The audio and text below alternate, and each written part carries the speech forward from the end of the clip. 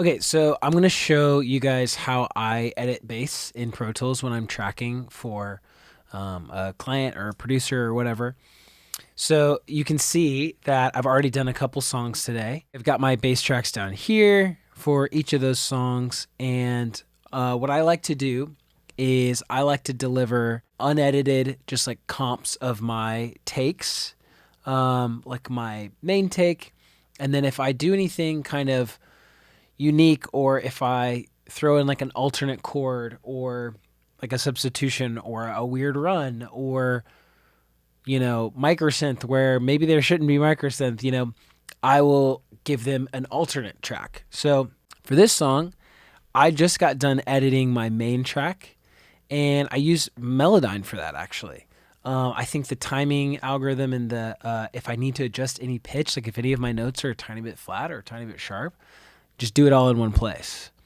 And then so I'm going to do the same with my alternate track for this particular song. It's a little bit shorter, and it'll just give you guys kind of an overview of the way that I edit bass and the way that I think is a good way to edit bass. So let's pull open Melodyne. I've already put it on the track, and we've just got this section over here. So let's look at it all.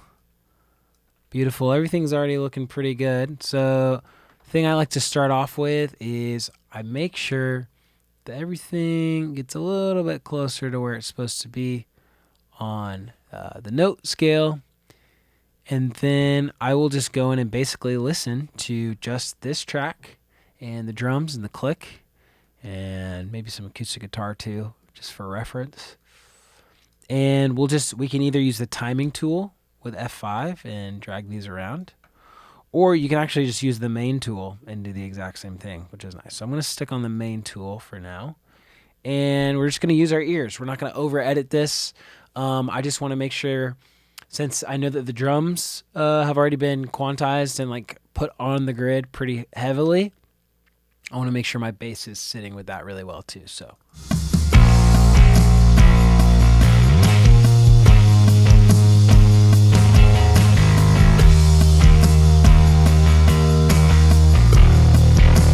All right, boom. Here's a great example. Let's just tighten up this little fill right here.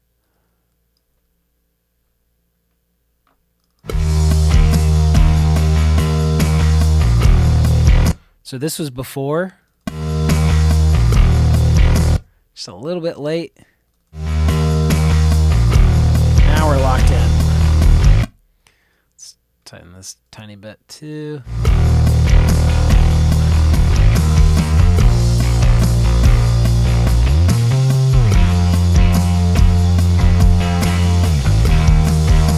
This one's a little bit late too. Let's nudge it.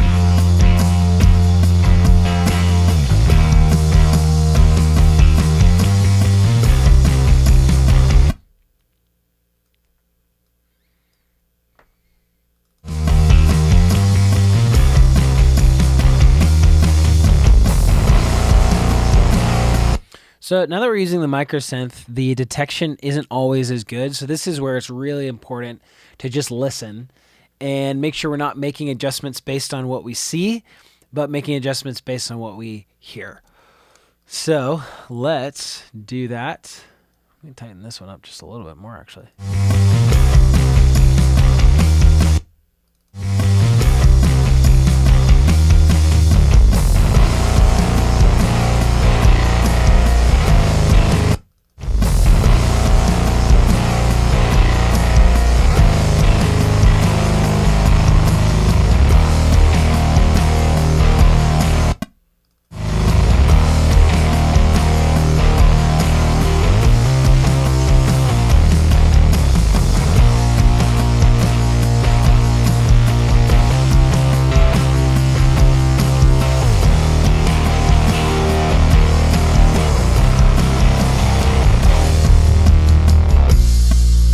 That felt a little late, so let's really nudge this up.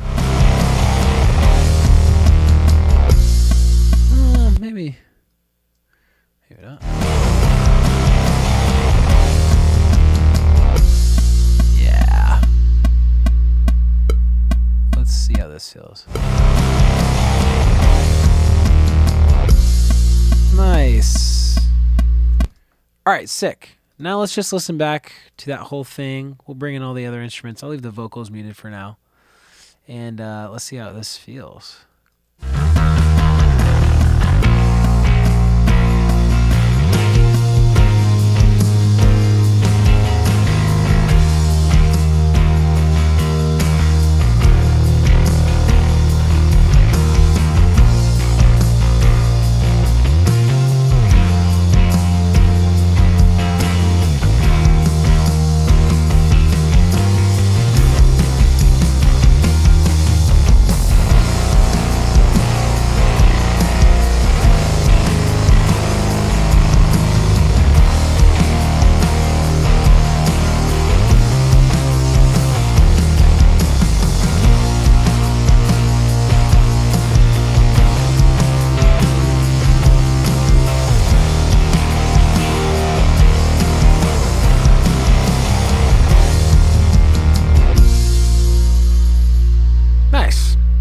So now that I've edited both of my tracks, I'm going to hop over to my deliverables folder.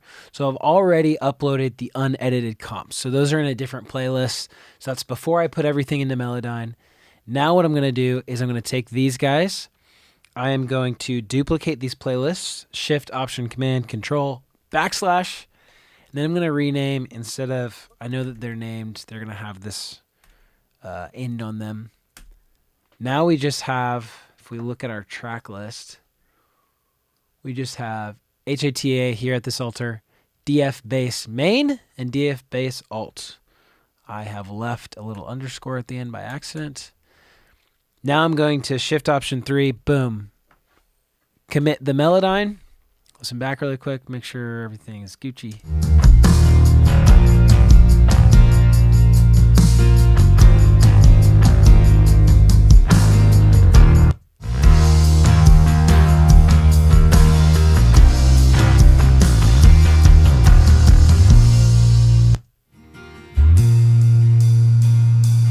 Cool.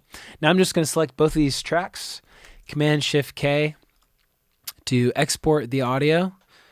And then I'm going to make a new one, edited bass. Boom, boom, boom.